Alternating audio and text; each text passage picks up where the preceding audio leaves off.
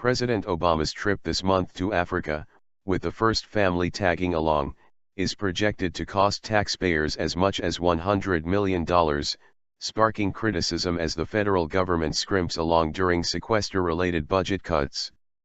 Among the related costs will be fighter jets, hundreds of Secret Service agents, a Navy ship with a full trauma center, and military cargo planes to bring 56 vehicles including 14 limousines and 3 trucks loaded with sheets of bulletproof glass to cover the windows of the hotels where the first family will stay.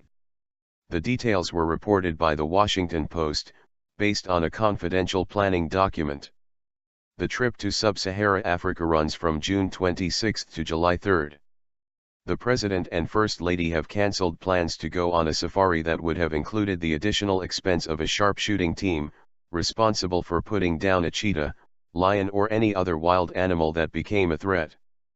Figuring out the exact cost of the overall trip is difficult because the information is classified for the purpose of national security. However, a Government Accountability Office report shows President Clinton's 1998 trip to 6 African nations cost at least $42.7 million, not including Secret Service expenses.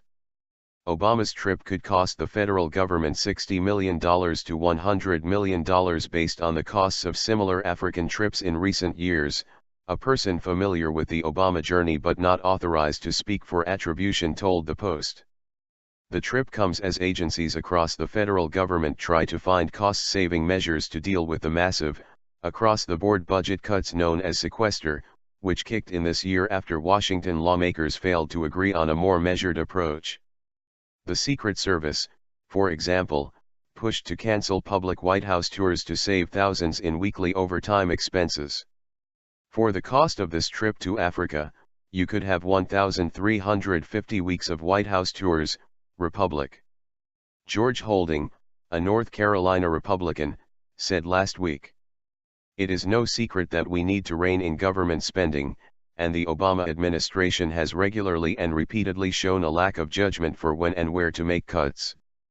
The American people have had enough of the frivolous and careless spending. The White House had defended the trip costs, saying the Secret Service plan determines the security cost and that first family's trip will result in long-term goodwill. The infrastructure that accompanies the president's travels is beyond our control, said Ben Rhodes, Obama's deputy national security advisor for strategic communications. When you travel to regions like Africa that don't get a lot of presidential attention, you tend to have very long-standing and long-running impact from the visit.